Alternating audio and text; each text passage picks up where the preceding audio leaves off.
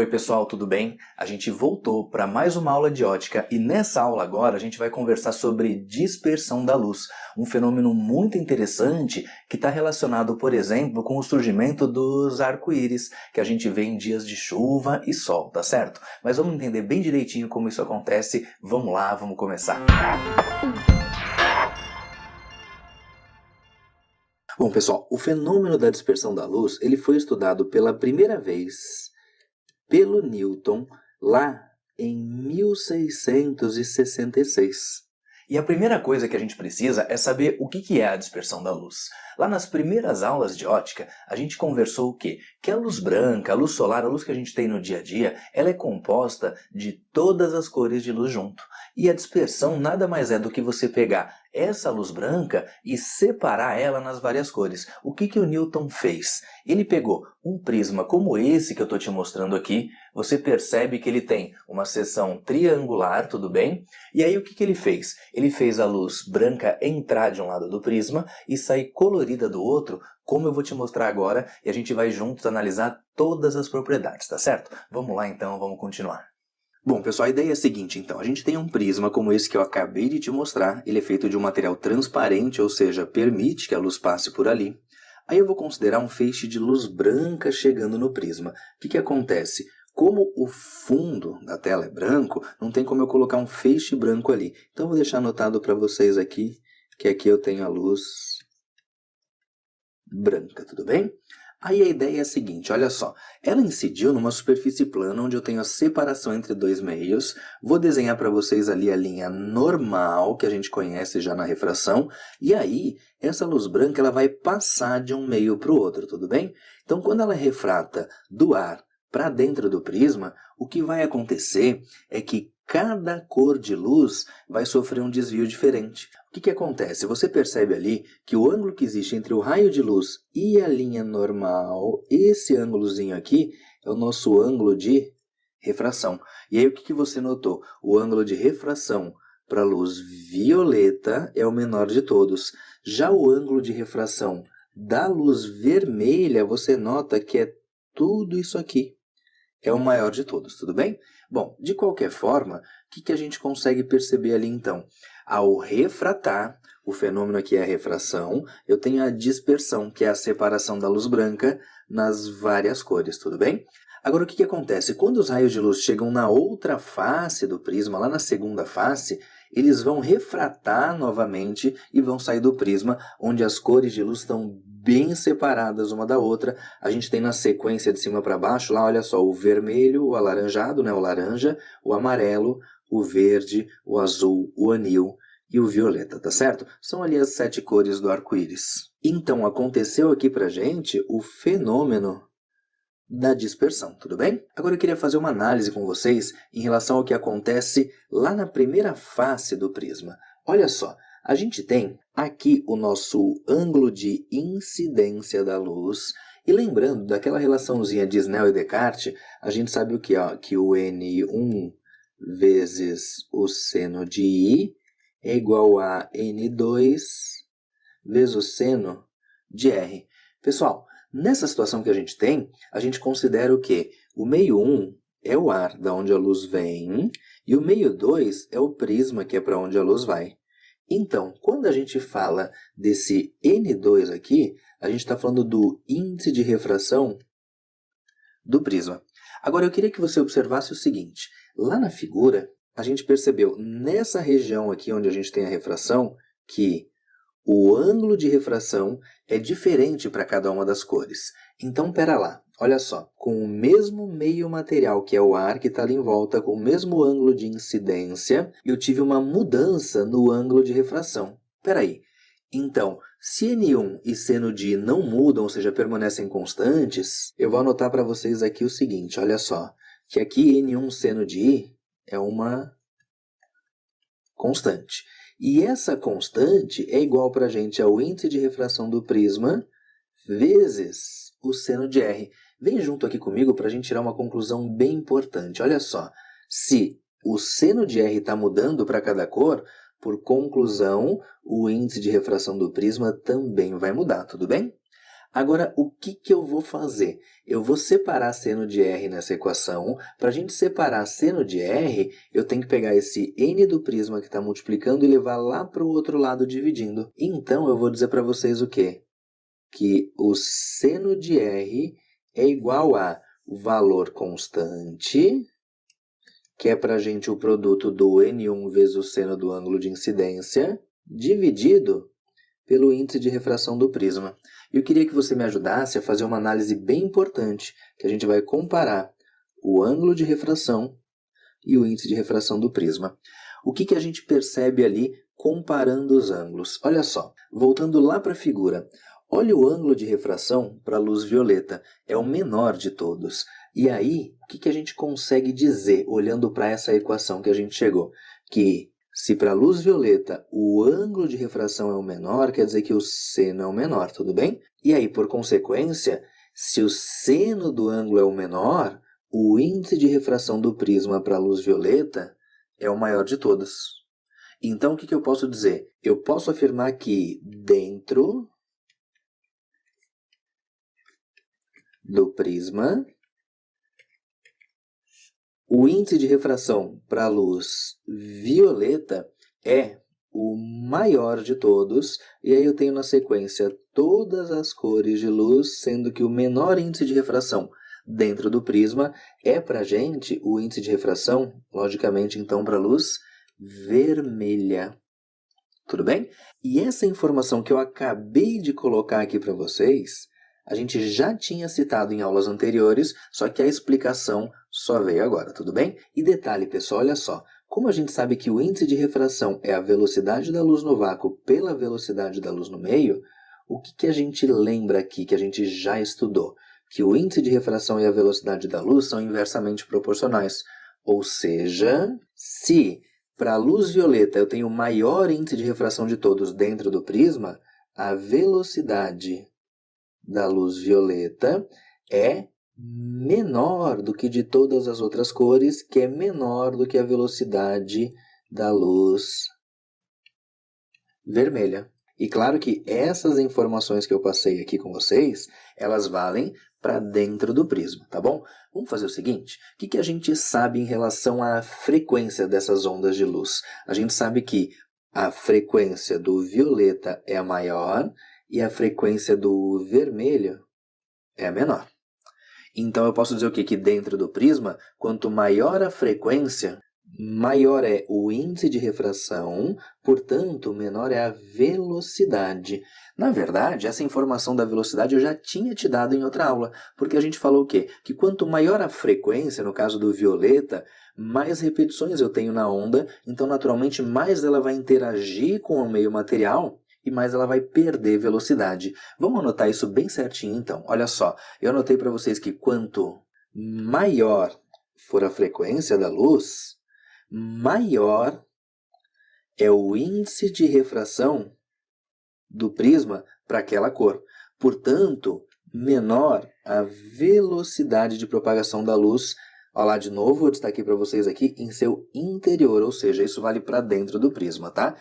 Por que para dentro do prisma? Porque a gente aprendeu que todas as cores de luz no ar ou no vácuo têm a mesma velocidade. Essa velocidade, lembra que era esse Czinho, que é a velocidade da luz no vácuo, tá certo? Então, dentro dos meios materiais, as cores diferentes têm velocidades diferentes, tá certo? Agora, olha só, de vez em quando, as questões tentam enrolar, gente. Elas colocam o mesmo prisma, só que de cabeça para baixo. O que você percebeu aqui? Se a gente colocasse uma tela aqui, onde essa luz seria projetada e eu teria faixas coloridas, você sabe que a ordem de cima para baixo seria para a gente o vermelho, depois o alaranjado, o amarelo, o verde, o azul, o anil e o violeta. Agora, e se a gente inverter o prisma, como eu coloquei aqui para vocês? Então, eu vou ter a luz branca chegando, tenho ali a linha normal e a gente nota o quê? Que eu vou ter a refração normalmente e sempre o menor ângulo de refração é o da luz violeta. Está aqui o ângulo de refração, que é o ângulo com a normal. Então, se eu tiver aqui uma parede onde eu vou projetar essa luz colorida, eu vou ter o quê? Essas cores na ordem trocada. Agora, de cima para baixo, tem o violeta, o anil, o azul, o verde, o amarelo, o alaranjado e aí o vermelho, tudo bem? E um detalhe importante, né, pessoal? O que a gente nota? Independentemente de ser de cabeça para cima, de ser de cabeça para baixo, aquele menor ângulo de refração vai ser para a luz violeta, ou seja, a que mais sofreu desvio se a gente comparar em relação à direção original de propagação, né? A gente nota que o maior desvio de todas elas foi esse que eu estou mostrando aqui, da luz violeta. E, naturalmente, o menor desvio foi da vermelha. Então, a gente pode até deixar registrada a seguinte informação, que quanto maior for a frequência da luz, maior vai ser o desvio sofrido ao passar pelo prisma. Essa é uma outra perguntinha que de vez em quando está aparecendo para a gente em prova, então eu gostaria que você soubesse. Agora vamos usar esse conceito da dispersão da luz para a gente explicar certinho como que acontece a formação de um arco-íris. Bom, primeira informação importante é a gente saber que o arco-íris está relacionado com a dispersão da luz branca que vai se separar ali nas 7 cores. Bom, a ideia é a seguinte, eu vou colocar para vocês uma gota de chuva, então a gente só vai conseguir enxergar o arco-íris quando está chovendo ou acabou de chover, quando a gente tem muitas gotículas dispersas no ar. Enfim, eu tenho que ter ali as gotas de água e aí eu vou ter a luz do sol vindo em direção a essas gotas d'água. Então, primeira coisa importante, tá? O sol tem que estar mandando essa luz branca em direção a essa gota de chuva. Aí quando a gota toca ali, a gente tem a separação das cores, sendo que em relação à direção original da luz, a que mais vai desviar é a luz violeta e a que menos vai desviar é a luz vermelha, tá certo? Aí o que acontece? Os dois raios de luz vão tocar lá na superfície oposta da gota. Nesse caso, eu passo a ter um fenômeno. Por quê? Porque o ângulo de incidência com a qual elas batem ali na outra extremidade da luz acaba sendo maior do que o ângulo limite. E aí, se esse ângulo de incidência for maior que o ângulo limite, a gente passa a ter ali o fenômeno que a gente já estudou, que é a reflexão total, tá certo? Então o que acontece? Olha só, o raio de luz vermelho vai fazer o quê? Vai refletir ali naquela face e ao chegar nessa outra face, ele vai sofrer o fenômeno da refração. A mesma coisa vai acontecer ali com a luz violeta, que vai sofrer reflexão total e depois vai sofrer o fenômeno da refração. Então, a gente tem a luz voltando para que a pessoa possa enxergar aqui, tudo bem? Então, detalhe, pessoal, olha só uma coisa importante. Quando a gente vê um arco-íris, a gente tem a luz do sol vindo de trás da gente, porque ela vai sofrer reflexão total dentro da gota e vai vir até os nossos olhos para que a gente possa enxergar, tá bom? Detalhe, então o que a gente percebeu de fenômeno acontecendo ali? Vamos destacar? Nessa primeira face aqui da gota, eu sei que eu tive uma refração e como consequência dela eu tive uma dispersão, uma separação da luz nas cores do arco-íris, tá bom? Eu só representei para vocês os dois extremos de frequência, que seria o vermelho e o violeta, entre elas a gente teria todas as outras cores. Enfim, eu tive então aqui refração e dispersão da luz. Depois eu tive uma reflexão total na face oposta e tive mais uma refração nessa face da gota, tudo bem? E depois disso a gente vai enxergá-los, tá bom? Agora deixa eu fazer um outro comentário importante para vocês. Agora imagina o seguinte, tem um surfista que olha e vê um arco-íris na praia. Ele tem a luz vindo em direção aos olhos dele, então ele está vendo esse arco-íris. Agora, dá uma olhada na sequência das cores que eu coloquei ali para vocês. Se a gente parar e pensar, o que a gente sabe? Olha só, nas cores do arco-íris, em cima a gente tem a cor vermelha, e embaixo a gente tem a cor violeta. E entre elas a gente tem todas as outras cores. Agora, se a gente olhar para a figura que eu representei para vocês, pode parecer estranho porque a gente tem embaixo a luz vermelha e em cima a luz violeta. O que vai acontecer, pessoal? Olha só. Pelo ângulo que os raios de luz estão saindo aqui, eu vou ter os raios de luz saindo da gota e vindo na tua direção. Só que, como o raio de luz violeta está aqui, ele segue uma trajetória mais horizontal, de uma mesma gota, não vão ser todos os raios de luz que vão conseguir atingir os nossos olhos. Então, quem vai atingir os nossos olhos dessa gota aqui é a luz vermelha. A luz violeta, para chegar nos nossos olhos, tem que vir de uma outra gota mais embaixo. Então, o que a gente percebe aqui? O que a pessoa vai conseguir enxergar é o que está chegando aqui nos olhos dela, tudo bem? E aí, devido à inclinação diferente dos raios de luz, a luz vermelha ela recebe de uma gota mais acima, a luz violeta ela recebe de uma gota mais abaixo. E aí, todas as outras cores são recebidas a partir de gotas que estão nesse meio do caminho entre elas, tudo bem? Por isso que a gente precisa, para enxergar o arco-íris, uma condição de chuva acontecendo na região onde o arco-íris se forma. Não obrigatoriamente no local onde você está, mas onde está formando o arco-íris, a gente precisa que tenha chovido há bem pouquinho tempo ou que esteja chovendo, tá certo? Agora vamos usar o que a gente estudou para resolver um exercício. Vamos dar uma olhada então nessa questão da Universidade Federal do Paraná. Descartes desenvolveu uma teoria para explicar a formação do arco-íris com base nos conceitos da ótica geométrica. Ele supôs uma gota de água com forma esférica e com a incidência da luz branca conforme mostrado de modo simplificado na figura.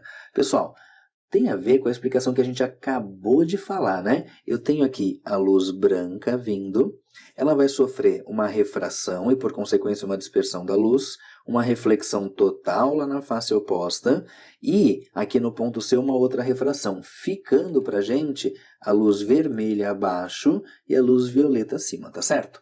Vamos continuar. O raio incidente sofre refração ao entrar na gota, lá no ponto A, e apresenta uma decomposição de cores, que é a dispersão da luz. Em seguida, esses raios sofrem uma reflexão interna dentro da gota, que é a região B, seria pra gente aquela reflexão total, tá certo?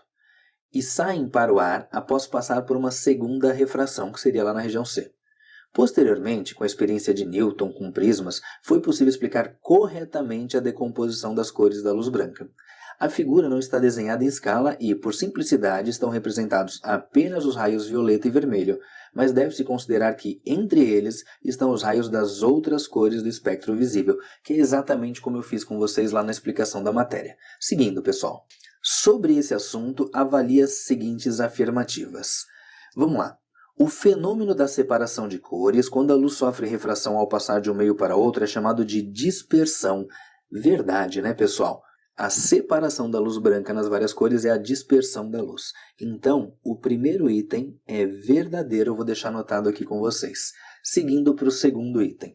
Ao sofrer reflexão interna, cada raio apresenta ângulo de reflexão igual ao seu ângulo de incidência, ambos medidos em relação à reta normal no ponto de incidência. Perfeito, pessoal. Ele acabou de definir o conceito de reflexão em relação aos ângulos, ou seja, para cada raio, o ângulo de incidência é igual ao de reflexão. Então, o item 2 também é verdadeiro.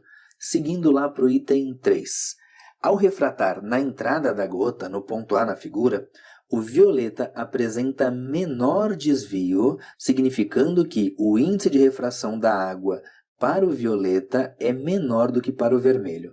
Pessoal, olha só, tá tudo errado, né? Primeiro, a gente sabe que a luz violeta é aquela que apresenta o maior desvio, tá bom? E pelo fato dela ter o maior desvio, é a que vai ter o menor ângulo de refração, e por esse motivo a gente tem ali o maior índice de refração dentro do meio. Então, o item 3 está falso. Agora, pessoal, com base nas nossas conclusões nos itens 1, 2 e 3, vamos dar uma olhada bem certinho nas alternativas. Assinale a alternativa correta. Letra A, somente a 1 é verdadeira, não, né? A 1 e a 2 que são verdadeiras. Letra B, somente a afirmativa 2 é verdadeira, não.